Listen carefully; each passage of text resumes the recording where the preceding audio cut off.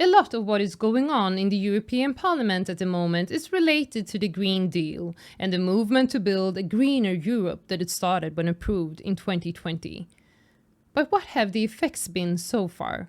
Someone who has been concerned about the European Commission's continued pursuit of aggressive climate policies is Rob Roos, an independent Dutch member of the Parliament and the current vice chairman of the ECR group.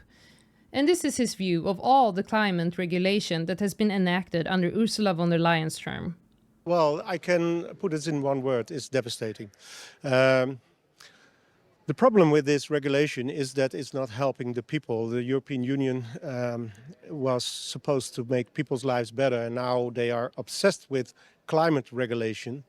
And energy is national security, and it's also a main thing for people's lives. The transition that they did is just not possible. And if you say that, they call you a climate denier, but it is just physics and mathematics. If you do the calculations, you can see that it's just not possible. And when it comes to the parts of the green agenda regarding renewable energy and the growing establishment of wind farms in Europe, this is what Rob Roos has to say. This green policy is destroying our energy system. They blame Putin, and of course it makes it much worse when the war in Ukraine broke out. But the problem is that we are doing a transition that is just not possible. With renewables, we depend on weather conditions, and we cannot store the energy. So if there is no wind and no sun, there is no energy anymore. But it's the basis of our lives. The more energy we have, the better people's lives is.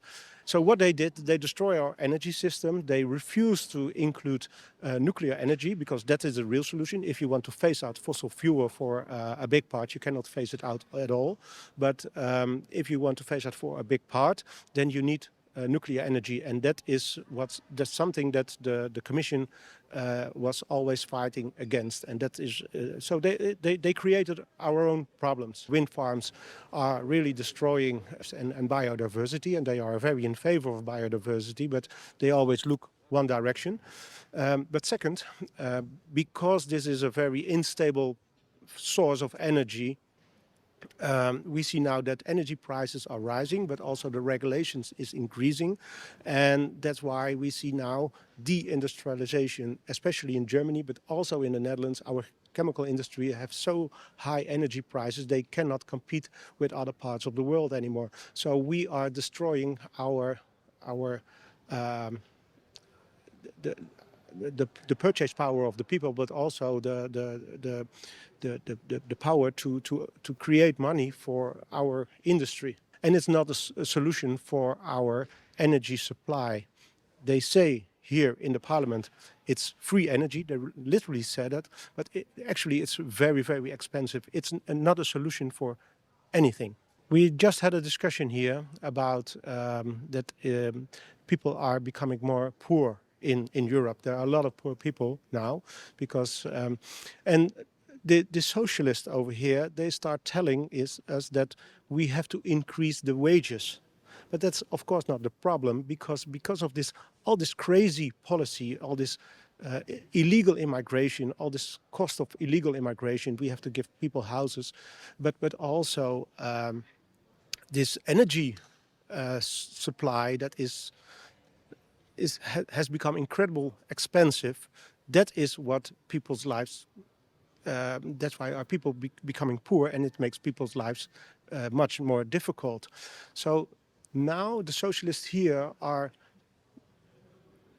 looking at other problems to solve the mess they created by themselves.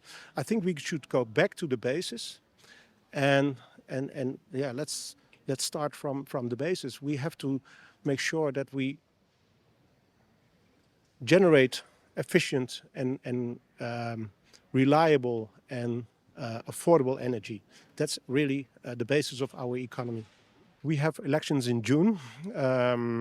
I hope that the let's say, the critical voices in the people who are not very, let's say, the critical European people, they go out to vote because we need them. We have to change this parliament. This parliament is completely woke. Let's say 75% is left liberal, and they vote in for all these crazy regulations. After this, I hope that there will be a change and that there will be a balanced parliament, and that really is a reflection of our society, and that we can bring back all this crazy policy. Thank you, Rob Roos, for answering my questions. Okay, success. Thank you. Great.